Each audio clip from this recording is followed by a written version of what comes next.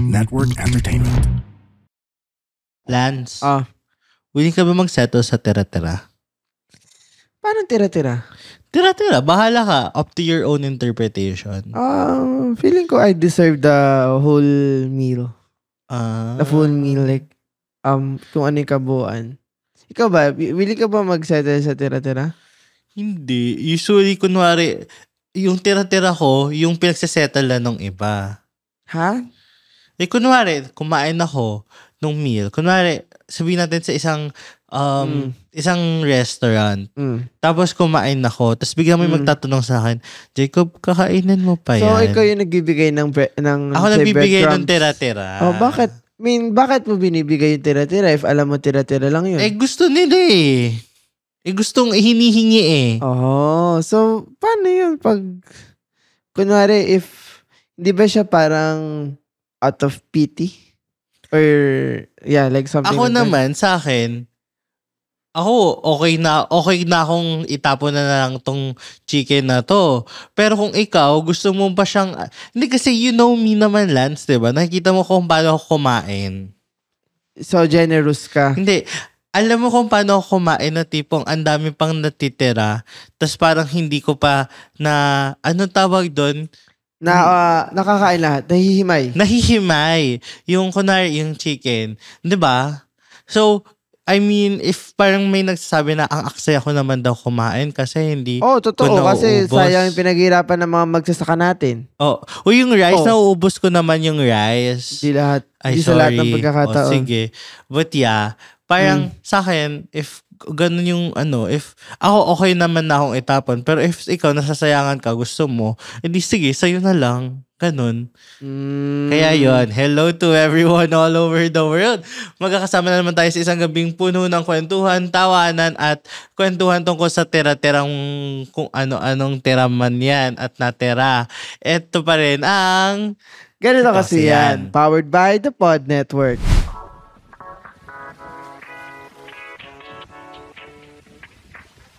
Ito pa rin ang inyong podcaster by day, coming not anymore a coming Atenista, but laging busog na Atenista by night.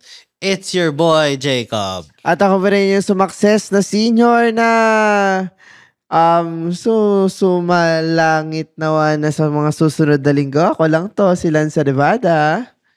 Yes. Grabe naman yan. Baka isipin ng mga podmate natin tungkol sa pagkain pala tong episode natin. Pero parang di pa tayo nakagawa ng episode about food. See? Kaya tatanungin natin yung producer natin next time kung pwede bang Ano yun? Food?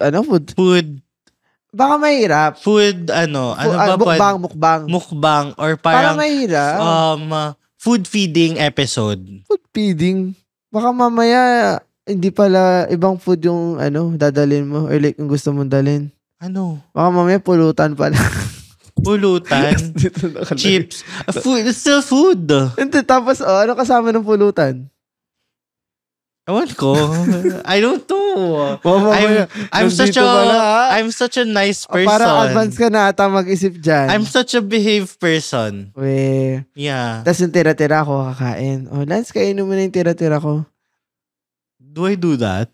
Hindi naman. I don't do that to you. You don't. I don't. Parang it's people asking you rather than you telling people. Yeah. Yes. Bakit nga ba tira-tira yung episode? Kasi nga, mayroon na naman tayong bagong letter. At grabe yung suporta ng mga tao. Dahil grabe, ang ganda ng mga ratings and ranking and streams ng GKY in the last talaga. 2 weeks. Huwag mo nang i-jinx, pero sige. Thank you po sa lahat po ng sumusuporta, nag-comment, nagbigay ng ratings. Yung mga commenters natin dyan, love na love namin kayo, alam niyo yan. Sana natuwa sila nung last episode. Lance, anong masasabi mo sa kanila? Tutuwa sila sa'yo. Comment below na lang kung gusto nyo. Isang finger heart naman dyan para sa kanila. Dali na, Lance. Lance, pagbigyan mo na sila. Ay! Kala ko, Paano yun, Lance? Sige nga. Paano? Q. Paano ba yun? Q. Tira mo, di mo ko. Di wala nang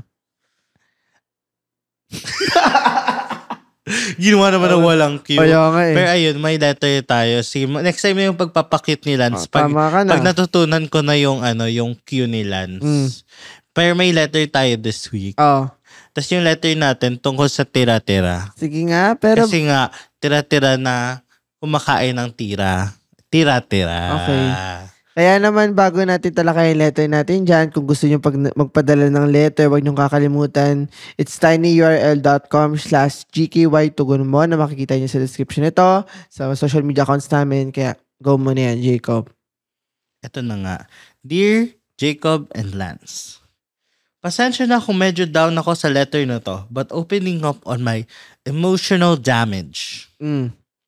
I think I'm in that kind of relationship na alam mong hindi ka talaga panalo na kahit anong gawin mo at the end of the day. Paano mo malalamang talo ka? Yun nga eh. Pwede ba natin i-dig deeper? Kasi I don't see why a relationship... You'll never be their first, their one, their only. Talo nga. Tingnan natin. Pero guess what? I stayed. I'm still here. Wait lang. Ibig sabihin kung hindi ka first, hindi ka only, ibig sabihin, Hindi, baka may ibang lang may priority. someone else. No. Baka iba lang na may priorities in life. Kasi alam kong kahit hindi sapat, kahit alam kong bitin lagi, pat bitin lagi? Lagi kang binibitin. Ganon. I told myself, I'll take whatever you can give. A text once a day. Sige. Last minute hangout kung wala siyang ibang maaya. Go. Sweet kapag gusto niya, cold kapag wala siya sa mood, kaya ko yan. Kasi kahit konti, kahit tira-tira, masaya pa rin ako. So parang yung pagiging tira-tira, it's more of, I guess the more accurate term is bare minimum. Or ewan ko kung pasok pa to sa bare minimum. Hindi nga to bare minimum eh. And yes, I know what you're thinking. Self-worth? Boundaries? Girl, stand up. But that's the thing. I know.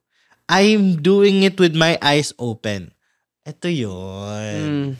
Iba kasi pag alam mong Ano tingin mo dyan? Mamaya na. Sige. Pero alam mo kasi, iba yung hindi mo alam na ginagawa mo or nagsisettle ka for bare minimum kesa sa alam mong bare minimum yung binibigay, hinahayaan mo. Iba yun. I'm not clueless. I know I'm not being loved the way I deserve. But I know I am also happy. Or at least, I think I am. Masaya ako makita siya, marinig boses niya, ma-feel na kahit saglit, may space ako sa buhay niya. Kahit alam kong convenient lang, temporary lang, seasonal or convenient.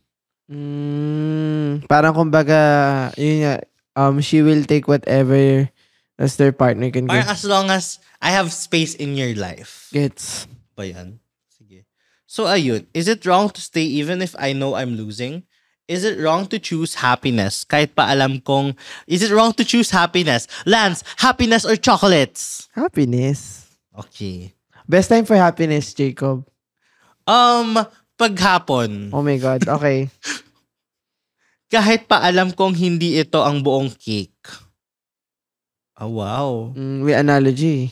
Kundi icing lang sa gilid. Hoy, ang sarap kaya nung icing sa gilid. Pero hindi mo natikman yung buo. No, but ako mas gusto ko kainin yung icing sa gilid kesa sa kumuha ko dun sa fondant. Hindi sa fondant. Kumain ka pa ng cake kung icing lang kakainin mo. Edi sana whipped cream na lang yan tapos ginanong sa bunganga mo. Parang iba na yun, Lance. Whipped cream. Maybe I'm waiting for things to change. Maybe I'm scared to let go. Maybe I'm just tired of being lonely. Nagmamahal? Wow, eto gusto ko to. Gusto ko yung pseudonym niya. Alam mo, nag-improve yung mga pseudonym ng mga tao. Ang ganda. No? Gumaganda. O, hindi ko sinasabing pangit yung mga pseudonym dati. Pero kumbaga ito mas witty. Oo. Gumagana yung wit nyo ngayon. Happy with crumbs. But craving ng Happy Meal. Lance, tugon mo. There's only a limit when it comes to being understanding. Lagi at laging may linya ka dapat na ititira and ikikip para sa sarili mo. Jacob, tugon po. you get what you settle for. One-liner. So, I think, meron na naman ulit tayo ditong, I think nakikita ko na difference when it comes to Why? viewpoints. I mean, yung sa linyahan pa lang parang nakikita ko na I'm at the more understanding and you're at the more, yung parang I'm not judging. Hindi man judgmental, but like, ano ba na, pangatawanan mo yan, pinili mo yan. Parang ganun yung, kumbaga mas blunt. Ako yung mas may hagod. Wow, hagod. Paano yung hagod? Anyway, parang anong tingin mo sa letter sender natin? Pangalan natin sa siyang mahaba, Happy Crumbs. Happy Crumbs na lang. Okay. Si Happy Crumbs, okay, ito yung sinasabi ko kanina. Iba siya doing it unknowingly. Iba siya nang alam mo yung ginagawa mo. Anong difference? Hindi, kasi pag hindi mo alam yung ginagawa mo, hindi mo alam na bare minimum yung binibigay, parang tipong it's a matter of being awakened with your senses na, girl, he's not treating you right. He's not giving you what you need. You're settling for less. But this time, you know what he's doing. You know what is being ay, lalaki ba? Sure ba tayong lalaki? Conventional, sige. Kasi, well, mostly lalaki gagawa nito. Totoo naman. Totoo. Kala mo naman hindi tayo lalaki. Totoo rin naman. Aminado naman. But yun na nga, parang for me, you know what is being done to you and you allow it to happen.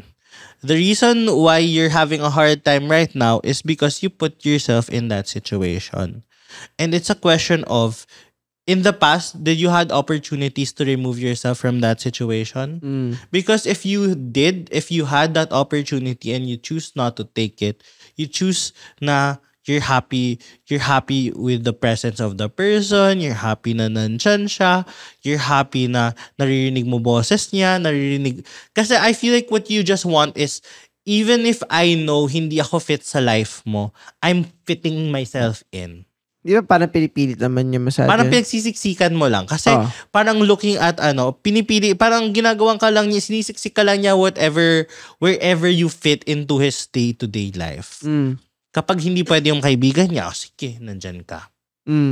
Kung hindi pwede kunwari, one text a day, kung ako, hindi ako magsiseto sa one text a day. Parang parang yung ganun, parang, yun, papunta transactional. Oo. Unless down or busy or what. Pero like one text. Hindi, pero one text lang talaga kada araw. Nahirap yun. Ano yung convo nyo? Diba? 1 week bago matapos. Gets. Tapos parang ikaw, andaldal mo sa chat o gusto mo siya kausap pero hindi naman ganun yung energy na nag-give. Parang you deserve to be given the energy that will be reciprocated. But if ikaw mismo, you're choosing not to give yourself that, and you're also putting yourself in that situation. And I feel like at the end of the day, it's just you that can remove yourself from that.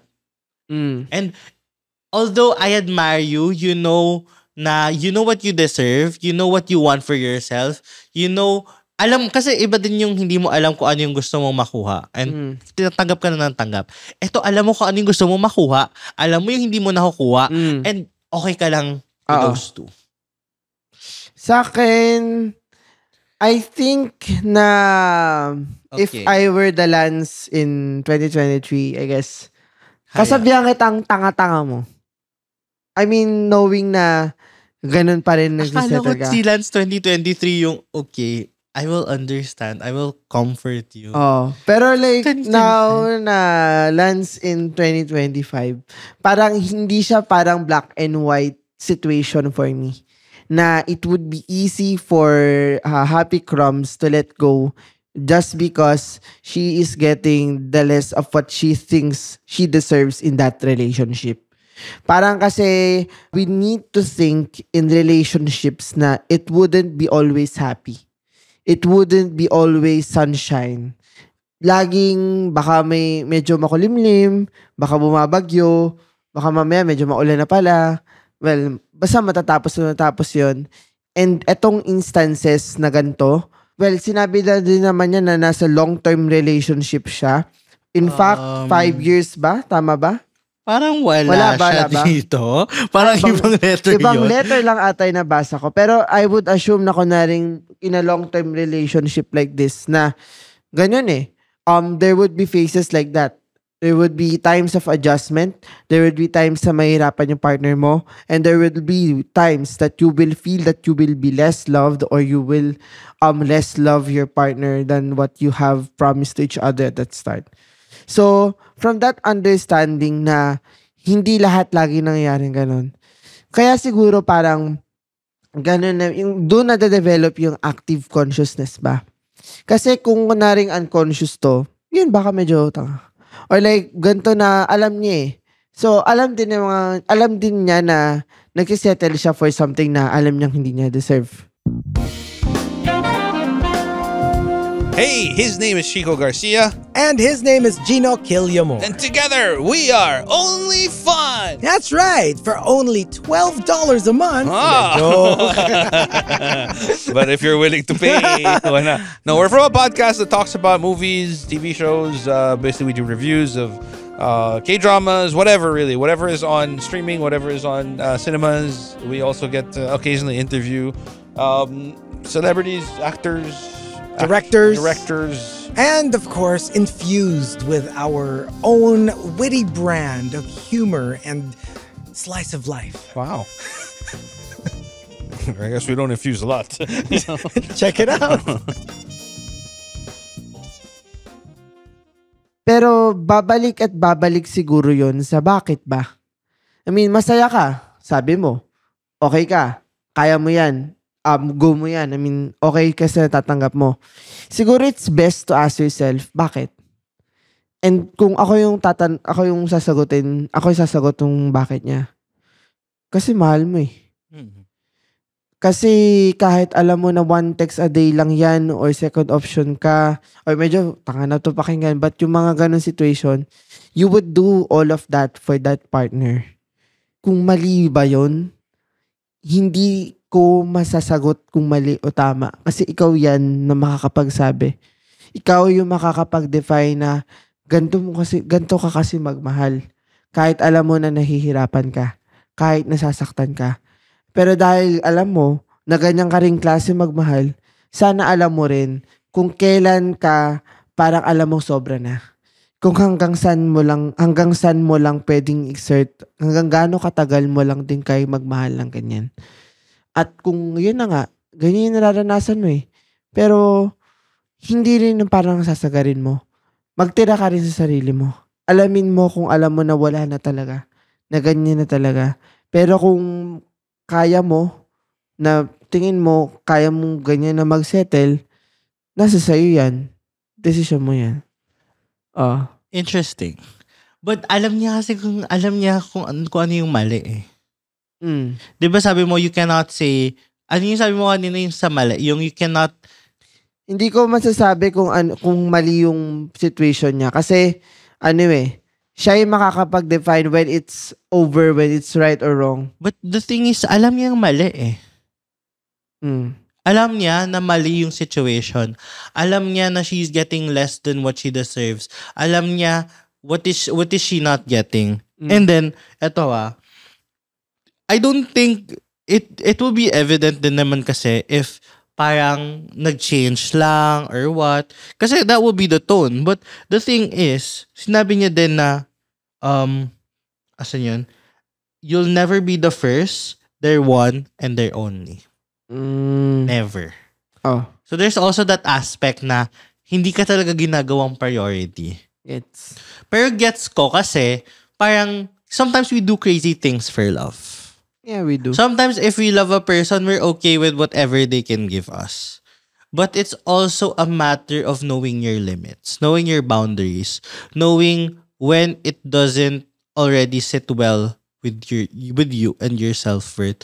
Yung parang feeling mo is inaano niya na yung pagkatao mo, yung self-worth mo na this is not what you deserve. Pero parang I wouldn't say inuyurakan. But rather, dinidisregard niya yung self-worth mo. Kasi, I mean, these acts, if you love the person, and you know that you're doing this to the person, I don't think this is something you do to someone you love.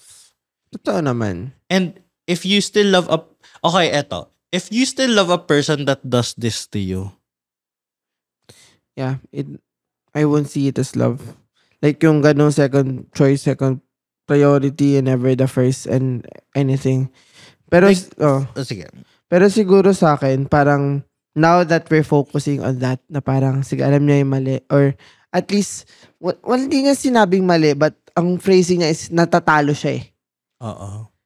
Question is, sinubukan ba na i-resolve? Or yung situation na yan na nagpapatalo sa kanya, naitama ba? Na-address ba? Kasi, kung oo, yun na siguro yung sanang warning sign sa'yo. Na, ayun sinubukan mo naman Ginawa mo naman. Trinay nyo. Pero ganun pa rin. O, paano na ngayon? Pero kung hindi pa, I think kailangan mo ring hindi magbabago yung sitwasyon mo. Sorry to say, kung kahit gagawin partner mo, pero at least kung mahal mo man or what, na masabi mo sa kanya yan na feeling mo, you're not being loved the way that you deserve anymore. Kung masasabi mo. Pero kung nasabi mo na, pero ganyan pa rin, choice mo. I mean, pinili niya na magstay. And kung ganyan na lang yun, that makes you the loser. And ano pang meron kung magiging loser Pero ka? what if you stay in a losing relationship? What if you stay in a losing relationship? Mahirap Kasi you would... Kasi eto, sinasabi niya lang na she's just hoping na one day things will change. She's just hoping na magbago yung tao kasi ayaw niyang mag-let go. Natatakot siya mag-let go. Sa akin, yung kung alam mo that you're in the losing relationship, parang the joke's on you. The joke's on you to settle for that. Na kahit ilaban mo ng ilaban, ganun pa rin. Parang siguro doon na yung parang masasabi kong medyo tanga ka na. Mahal niya. Gets naman. Pero, yun yung tipong tao na wala nang ititira sa sarili Ito niya. na ba yung scenario wherein you say sometimes love just ain't enough? I mean, love is not enough. Yeah. All the time. Love, na parang sabi mo, I love you, or like that affection, it's not something that can sustain a relationship. It's the matter of investing time, showing care, reassurance, comfort, understanding your emotions, your feelings, the spaces, the ugly stuff. That's what builds a relationship. Kaya mo ba yun gawin in one text? Hindi. Gawin mo nga yun sa one text. Parang hindi. Kasi, I mean, gets naman kung mahal mo kaya nagagawa mo. Oo. Sometimes you stay because you love the person. Pero if a relationship doesn't just work around love, it doesn't. Kasi kung like mahal lang and then like masaya ka, what's the point of a relationship if like okay lang kayo sa masayang bagay? Paano yung mga difficult conversations? Paano nyo haharapin na parang feeling mo na hindi mo na nakakuha yung love na deserve mo? Paano nyo pag-uusapan or ilalaban pareho yung relationship nyo kung ikaw mismo nararamdaman mo natalo ka? So paano kayo tataya pareho para manalo kayo sa relationship nyo? And I guess the more greater question is, what's the point of being in a relationship kung alam mo na natatalo ka and wala ka nang magawa? Ang bibigat. Tsaka, is it a relationship if, kumbaga, sige, once a day lang kayo mag-usap, tapos, parang gusto niya makipag-hangout sa'yo kapag wala na siyang ibang maaya. So, parang, does this mean you're forced to be with your partner? Diba? So, parang for me, di ba sabi mo, time is very important. Is it, sige, masaya ka, pero masaya ka na hindi naman kayo lagi magkasama. E di kung ganun, di kaya mo naman pala kahit wala siya. Oh. Yun pala Diba? Na parang, ano pa? Bakit pa kayo maging kayo? Kung hindi nyo kayang ibigay yung love na tingin nyong deserve nyo. Kahit sabi mo magkamali ka or magkulang ka. Kasi kung ikaw lang happy crumbs yung ganyan, what does make you, anong meron sa partner mo? Bobo? Gago? I mean, totoo, yung parang kina-question natin ngayon yung relationship niya. Kasi, gets kita. Kung naiintindihan natin, gets Na ko yung, mahal niya eh. Pero yung partner mo, mahal mo eh. pasensyahan na lang, pero yung partner mo, kung ganyan trato sa'yo, tanungin mo nga sa sarili mo, mahal ka ba niyan? Oo. Talaga bang, Kasi baka ikaw lang nagmamahal. talaga bang yung ganyang klaseng partner na isang beses lang sa isang araw mag-text na second priority ka, mahal ka ba niyan? O nandun lang siya for, I don't know, for the convenience and attachment? Nakikita niya ba talaga yung sarili niyo na kayong dalawa in the long run? O sa tingin niya, ikaw ay isang passive na tao lang na kaya niyang lapitan pag alam niyang wala siyang kasama? Or like, bare minimum na one text lang. Or di mga bare minimum yun. Kasi kung iisipin mo, baka hindi yan yung taong para sa'yo. Kasi yung taong para sa'yo, yung taong deserve nating lahat, yun yung klase ng tao na kayang ibigay yung love na deserve mo. But even if magkulang siya, even if magkamali siya, even if alam niya na hindi niya nagagawa yun 100%, nagpupursige siya. Nagpapakahirap siya. Nilalaban niya pa rin. Hindi niya ipaparamdam na talunan ka. Wow, si Loverboy Lance pala to. Pero kung yung ganyan, parang hindi yan. It's not that person. Olats. Oo. Uwi na. Oo, uwi na. Oo. Tingin mo, anong magigive natin na final advice? Final advice? Kasi ang bigat eh, pero gets eh. Mahirap din eh. Diba? Ako I'd give an advice, but I'd say you know the situation you're in. It's a matter of asking yourself, how long can you take it? Kasi ikaw din naman magre-remove sa sarili mo dyan eh. Kasi ikaw yung natatapos sa condition where you are. Ikaw yung magsasabi until when are you gonna suffer.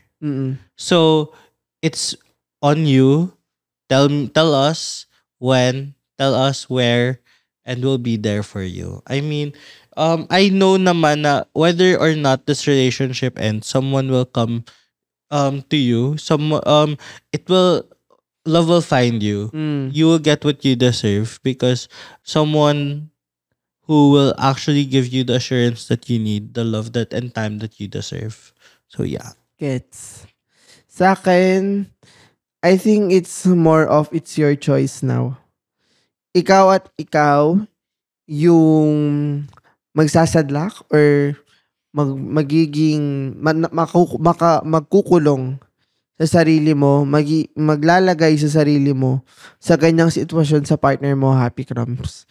Pero ikaw at ikaw lang rin yung magpapalaya sa sarili mo from that situation. Magpapalaya, that could mean kayo ng partner mo na sinusubukan mag-work or ma-confront, ma-address yun. Or magpapalaya na you will free yourself from that kind of setup, from that kind of relationship, and from that kind of person. And kung ano man yung magawa mo, yung mapagdesisyonan mo, tinyurl.com/chikatugon mo. What will be there for you na kung ano man din mapagdesisyonan mo. But ultimately, hindi lang siya communication, but what is the limit of your love? Grabe, doon malalim na yung mga problems na ina-address natin, Lance. Totoo? Parang dito na natin nakikita New Year. Nakikita na talaga yung ibang side ni Lance. Ano side? Kasi, side view? Side. Okay na. Oo. Paano? Pakit ka nga ulit. Natutuwa ang mga... Di sila tutuwa. Talaga? Oo, hindi daw. Hindi. Okay. Pero sana may matuwa. Saan? Yung mga brands dyan. Bibili lang kami. Oo, pag nagustuhan nila yung pagpapakit ni Lance, pwede nyo pang gawa ng pa-TikTok si Lance, pwede nyo pang gawa ng segment, or kung ano mang Tama ka na. papapromote.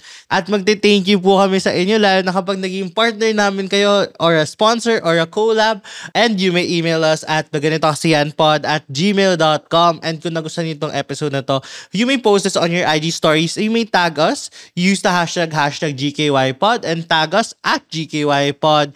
And you may also follow me on all of my social media platforms at The Charles Jacob. And ikaw naman? LNCRVDA on Instagram. And wag niyo yung kalimutan to hit the notification bell dahil naglalapag kami ng episodes every Saturday.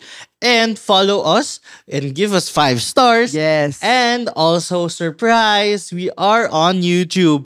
It's on the Pod Network Entertainment YouTube channel. So don't forget to view it there. All our past episodes, especially those na may video, are nandun. So, kung nagustuhan ninyo tong episode na to, Ayan, huwag natin kakalimutan na ultimately, that will be the choice of our letter sender. Love is always a choice. Relationships are always choices.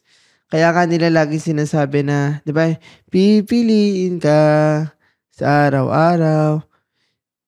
mahiwaga. At choice mo din kung pipiliin mo pa rin ba siya Oo. o bibitaw ka na.